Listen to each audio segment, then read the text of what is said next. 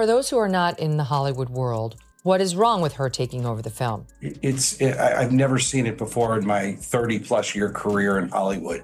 And an executive producer is below a producer in the film world. An executive producer signed up to be an executive producer, and that's it. As the times where people ignore the red flags and say, let's just keep pushing, those are the times where you fail. The majority of things that we're buying are created by men. You always learn more from your failures than you do your successes. I love creating, and I think that as women, you're not often given authorship, yet women represent 85% of people making purchases in homes across all categories. It is important in times like these to have a distraction.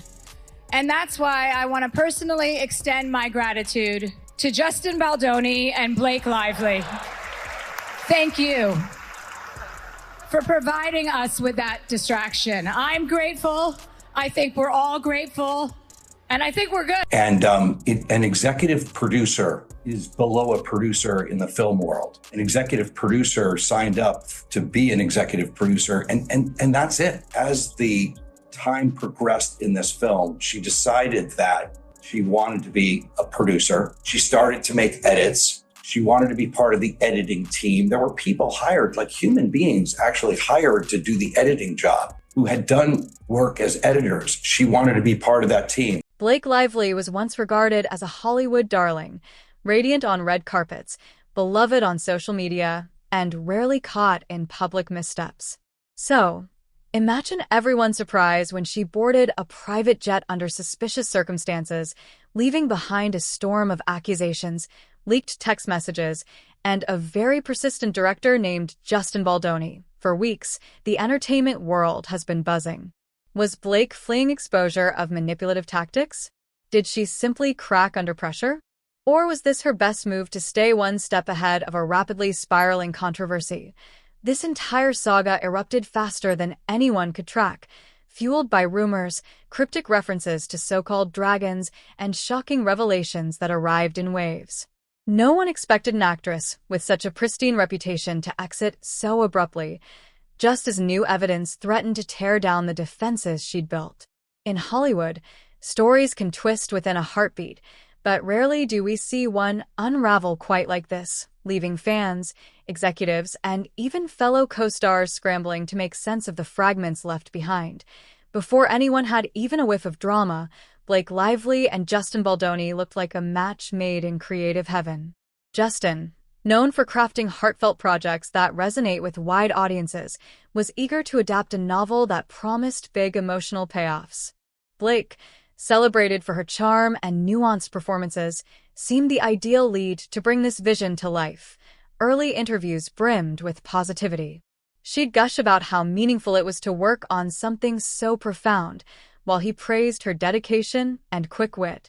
At first, the synergy appeared real. Cast and crew noticed how Blake asked thoughtful questions during table reads, suggesting minor tweaks or deeper emotional beats for her character. Justin, for his part, seemed open. He'd reorganize scenes if it meant capturing a more honest performance.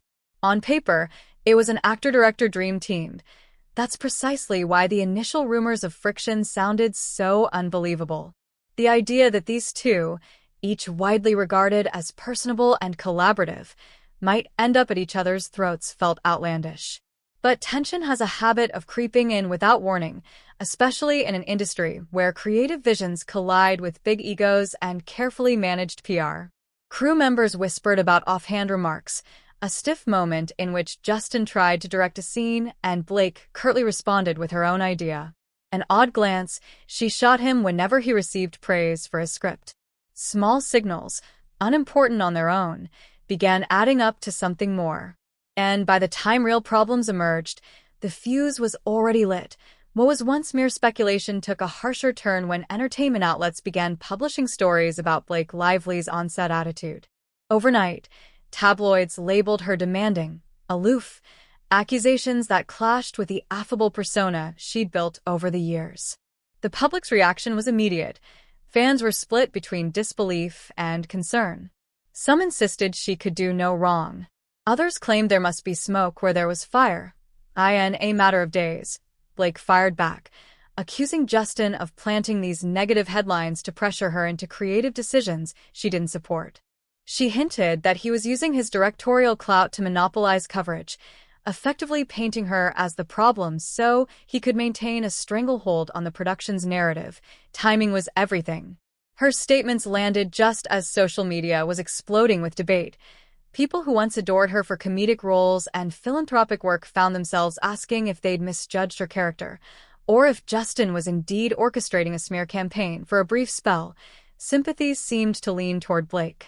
Many pointed out the broader systemic issue of male directors overshadowing female leads, ignoring their input, and then labeling them difficult when they stood their ground. Her accusations fit into a familiar Hollywood storyline.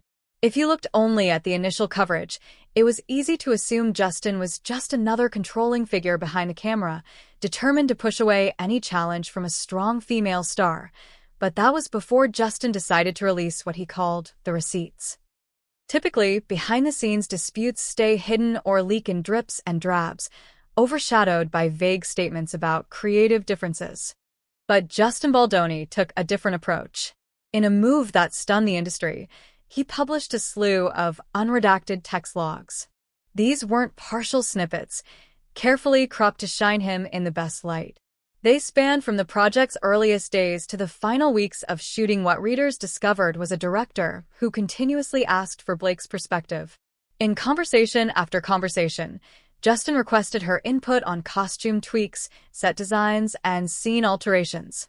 He apologized whenever scheduling or an overlooked detail caused her stress.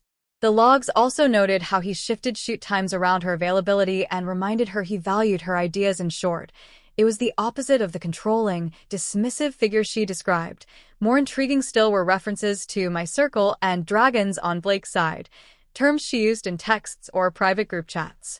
Fans and insiders alike speculated that she was alluding to her husband, Ryan Reynolds. By now a comedic superstar with plenty of Hollywood clout, some messages implied she could unleash these dragons if Justin refused to align with her creative agenda. It sounded dramatic, yes, but it also raised eyebrows. Was she threatening to overshadow the film or direct negative coverage at him if she didn't get her way? The public reaction shifted almost instantly. People who'd initially championed Blake began to question whether she had engineered a smear campaign, spinning the media narrative to her advantage. Others insisted the logs still lacked context. Maybe Justin chose only the friendliest exchanges, or perhaps new evidence was about to surface. In either case, the tide was turning. Just as opinions were toggling back and forth, the Hollywood grapevine exploded with another shock. Blake's attorney abruptly resigned. Normally, high-profile lawyers handle controversies behind the scenes, carefully shaping public perception. They don't generally step away with cryptic statements that their clients' stories diverged from the documented facts. The legal community was stunned. Some watchers speculated the lawyer had discovered contradictory evidence that weakened Blake's claims. Others hinted a conflict of interest or internal disagreement might be at play, but the message was loud and clear. Not even Blake's own legal counsel wanted to be on the hook for a fiasco that was quickly spiraling out of control. Meanwhile, on Justin's side, he maintained a steady, almost apologetic stance. He reiterated how unfortunate it was to see a creative partnership unravel. He didn't gloat about the text messages either.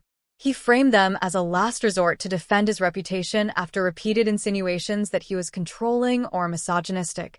That subdued but earnest approach gained him even more goodwill. Then came the seismic shift that still has the industry talking. Blake Lively quietly packed her bags and vanished.